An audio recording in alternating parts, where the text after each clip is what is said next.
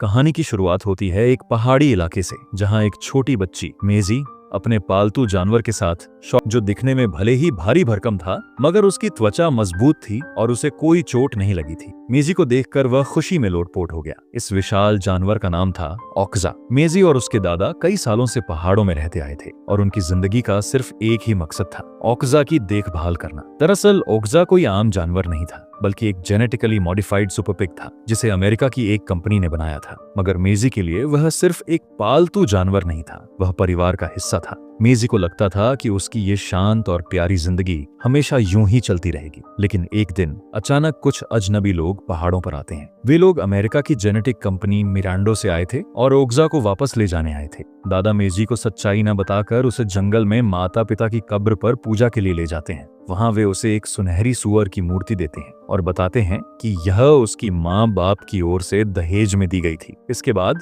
वे उसे सच्चाई बताते हैं कि ओक्जा को अब उनसे छीन कर ले जाया जा रहा है। यह सुनकर मेजी बहुत गुस्से में आ जाती है। वह मूर्ति वहीं फेंक देती है और रोते हुए पहाड़ से नीचे भागती है। लेकिन तब तक देर हो चुकी होती है। ओक्जा को ले जाने वाला ट्रक पहाड़ छोड़ चुका होता है। रात को मेजी फैसला करती है कि वह ओक्जा को किसी भी कीमत पर बचाएगी, उससे पहले कि उसे सियोल शहर से बाहर भेज दिया जाए। उसका दादा भी अब मजबूरी में सच्चाई स्वीकार करता है और मेजी को पूरी कहानी बता देता है। मेजी जानती थी कि दादा ने यह सब उसके भले के लिए किया, लेकिन अब जब उसे मालूम है कि उसके प्यारे ओक्जा को खतरा है, तो वह चुप नहीं बैठ सकती। एक लंबी और थकाने वाली यात्रा के बाद मेजी सियोल पहुंचती है। वह सीधे कंपनी के ऑफिस जाती है, लेकिन वहां कोई उसकी बात सुनने को तैयार नहीं होता। हार कर वह नीचे दौड़ती है, लेकिन ट्रक निकल चुका होता है। वह भागते हुए ट्रक का पीछा करती है और आखिरकार कूदकर उसके ऊपर चढ़ जाती है और ओक्जा को छुड़ाते हैं। इस बीच मेजी ट्रक की छत पर खड़ी होकर ओक्जा को जोर से पुकारती है। ओक्जा उसे देखकर सारे नकाबपोश लोगों को जोर से पटक देता है और दौड़ते हुए मेजी के पास आता है।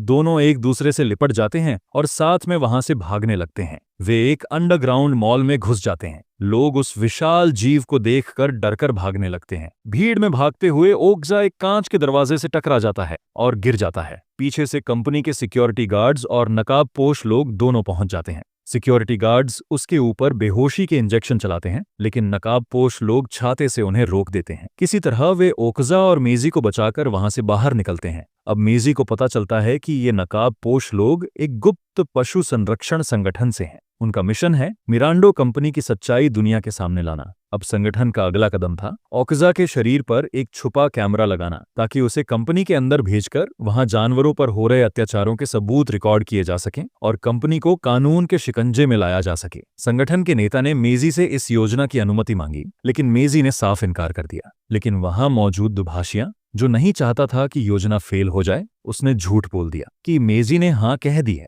उधर मेजी और ओक्जा को दोबारा कंपनी के लोग पकड़ लेते हैं, लेकिन इस बार मेजी की बहादुरी और हरकतों ने पूरे सियोल के मीडिया का ध्यान खींच लिया। नतीजा ये हुआ कि कंपनी के शेयर अचानक गिरने लगे। अपनी बिगड़ती साख को बचाने के लिए कंपनी ने मेजी को सुपर पिग एम्बेसडर यानी विशेष प्रतिनिधि के रूप में पेश किया और उसे अमेरिका बुलाया गया, ताकि वह ओक्जा के साथ उनके उद्घाटन समारोह में शामिल हो सके। कंपनी ने मेजी से वादा किया, अगर वो उनका साथ देने दर्दनाक यातनाएं दी गई थीं। सारी घटनाएं ओक्जा के शरीर में लगाए गए छुपे कैमरे में रिकॉर्ड हो रही थीं। कैमरे में दिखता है कि कैसे ओक्जा को पिंजरे में कैद करके बुरी तरह पीटा जा रहा है। जब संगठन को ये फुटेज मिलता है और उन्हें ये भी पता चलता है कि दुभाषिया ने झूठ बोला था, तो गुस्से में संगठन प्रमुख उसे जोर से मेज पर पटकता है और संगठन से बाहर निकाल देता है। उधर लैब में ओक्जा की आंखों में आंसू भरे होते हैं। एक आदमी जिसके घुंघराले बाल होते हैं उसके पास आता है। उसके हाथ में एक मांस निकालने वाला यंत्र होता है। वो ओग्लों वाला आदमी फोन को जमीन पर पटक देता है। अब ओक्जा का सहना असंभव हो चुका है। वही आदमी उसकी मांसपेशियां निकालने लगता है और फिर उस मांस से खाना बनाता है। जब डिश को परीक्षण के लिए कुछ लोगों को खिलाया जाता है, तो वे उसकी खूब तारीफ करते हैं। इससे खुश होकर कंपनी की अध्यक्ष लूसी एक भव्य उद्घाटन समारोह का आयोजन करती है। उसी जगह मेजी भी पहुंच जाती है, लेकिन उसके मन में किसी समारोह की खुशी नहीं, बस एक ही चिंता है, क्या ओक्जा अब भी ठीक है?